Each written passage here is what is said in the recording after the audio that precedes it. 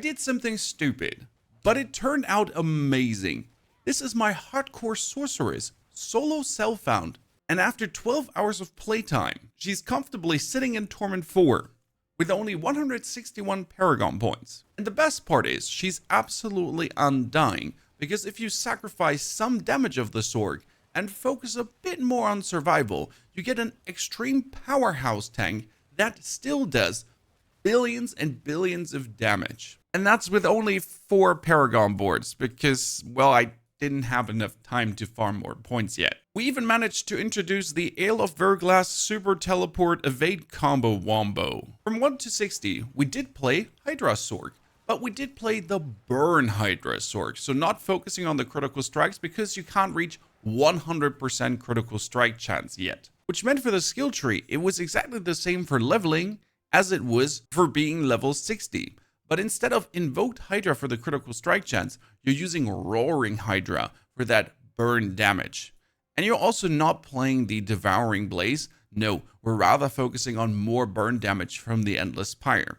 Now, what can you do in your skill tree to actually become vastly more tanky? I mean, first you want your teleport to give you damage reduction, and you want your Shimmering Ice Armor passive that you get cooldown reduction as you spam away Hydra later with the Serpentine aspect.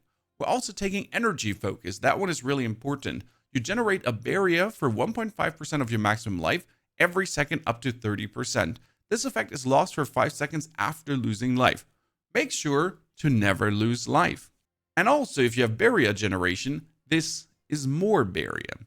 Then we put 1 point into the Align the Elements and instantly 3 points into Protection to really get this maximum barrier whenever I use a cooldown skill, whenever I use Ice Blades, whenever I use Familiar, whenever we go for Ice Armor or Teleport, even though we're not taking Teleport later on. With Mana Shield on top and the Hydra plus Serpentine aspect, you also have that 30% damage reduction permanently, and we jumped 3 points into Ice Veil. Your barriers have 24% increased duration.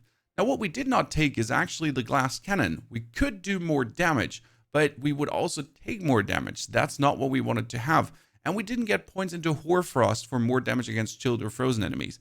That's annoying, that's less damage, but what we wanted to do is we wanted to be as tanky as possible. By the way, for leveling, you also don't take Aegis Ferocity, you do actually take Combustion for that bonus burning damage instead of the bonus critical strike damage. With Aegis Ferocity and also the Invoked Hydra, you also have 60% critical strike chance already. And while leveling in normal mode, there was not ever a moment where I was even close to death. You have quite some cooldowns already, you pop out your Hydras kill everything. It is probably the easy, cheesiest leveling in the world, and you can make it even easier and safer by using your Arcana. Since this was a complete new account, 0 Paragon points, everything, solo self-found, I didn't have things at first, but we put on the Bottled Wind as soon as we had it, because the Bottled Wind simply gives you more barrier. And we choose our Execute Arcana together with Tranquil Stone for the Unstoppable, that we never get stunned in any way. And all of this together works very well with the Seal of Denial. While you have 2 or more Arcana of the School of Denial equipped, School of Denial would be the Bottled Wind and also the Bloody Charm, you gain 30% more barrier, Fortifying Thorns. Ignore the Fortifying Thorns, but we get 30% more barrier on every source of barrier we're having.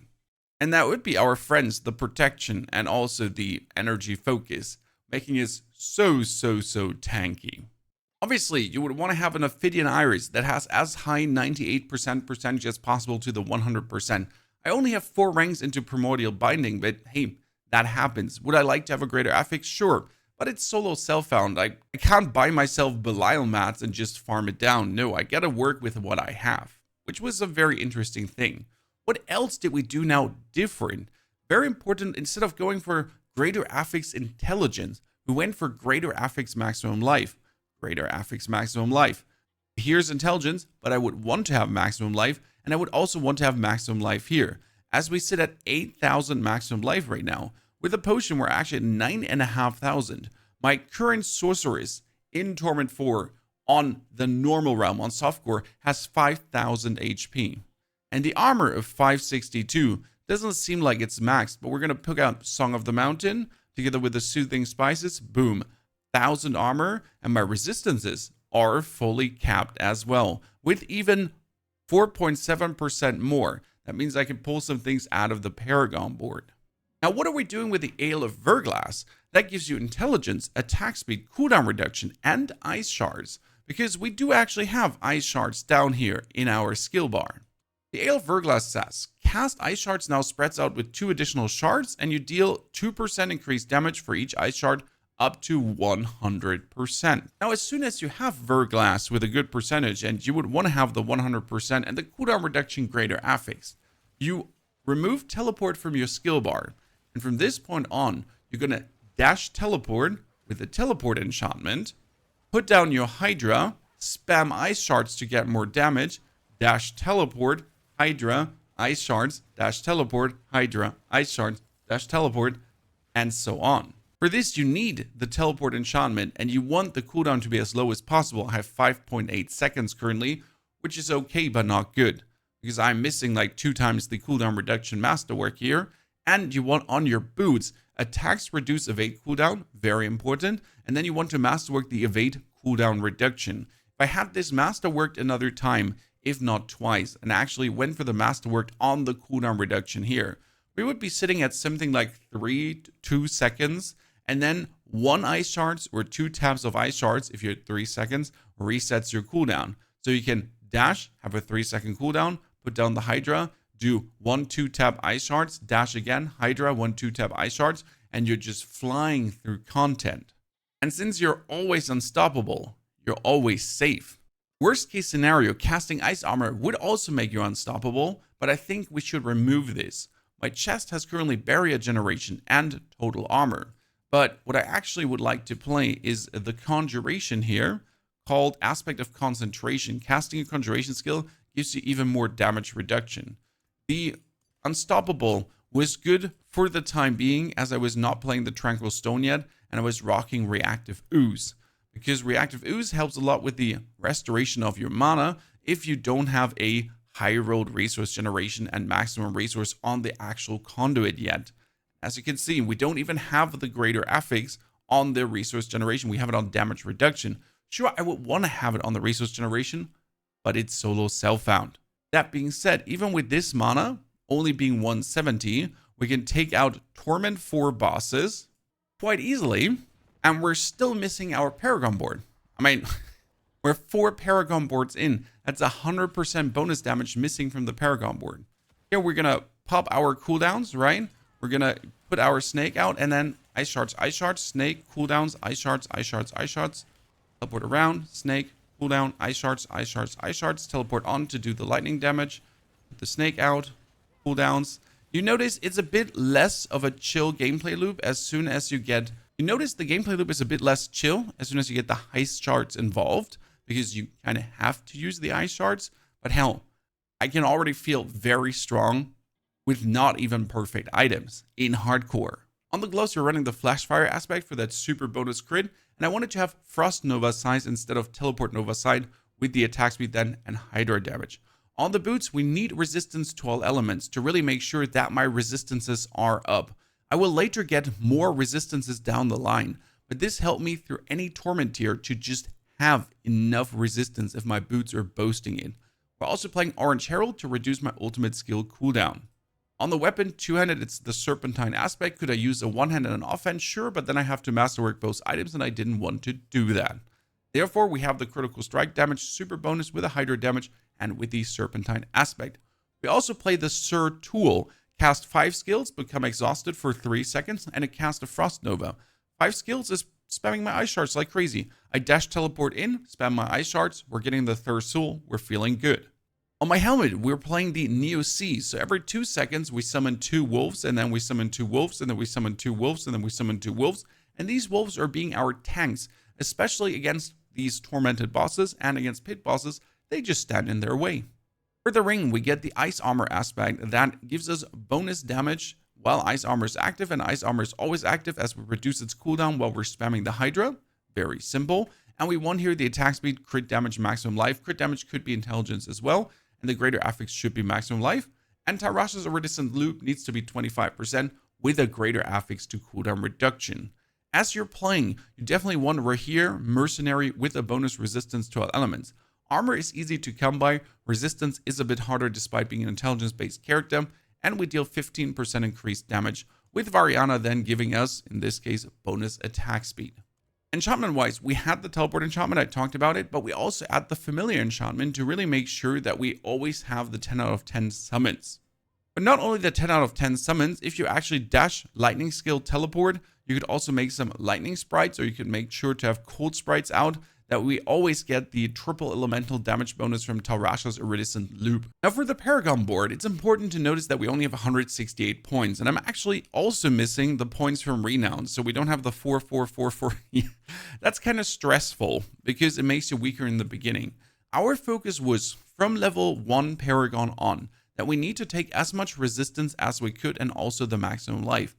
So we prioritized that over actually getting more points and more damage into my destruction glyph, even over getting legendary nodes.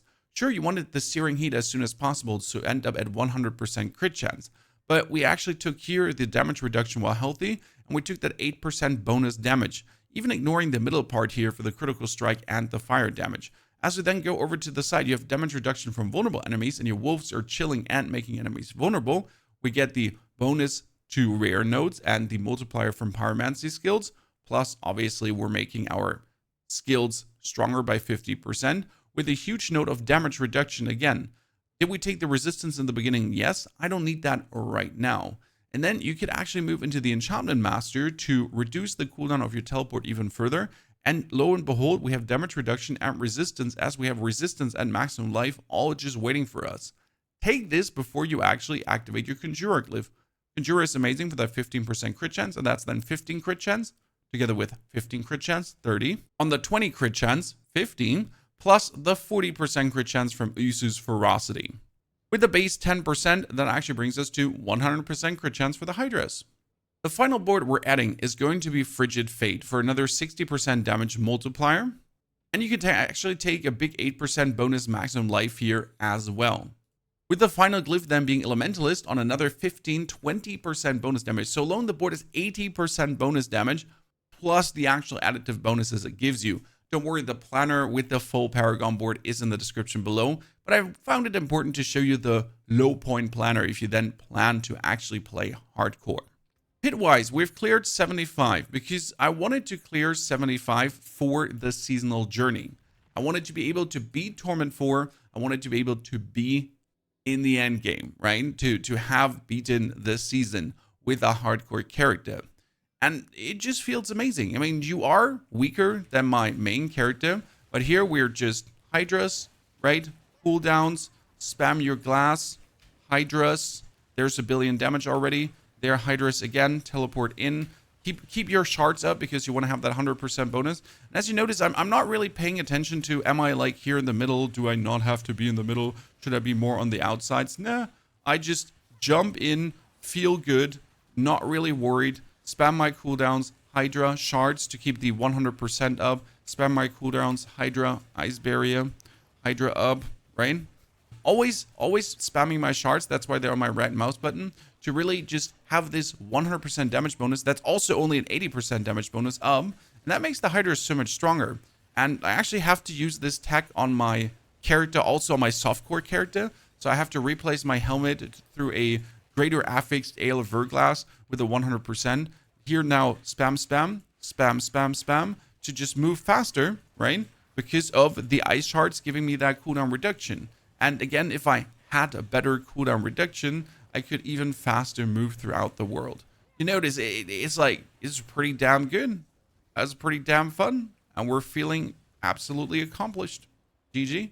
If you're bored and don't know what to do, the solo self-found hardcore challenge was amazing. Don't interact with a player. Don't interact with anyone. Don't trade, nothing. It's just yourself versus the game, making do with what you find, making do with what you get from the game.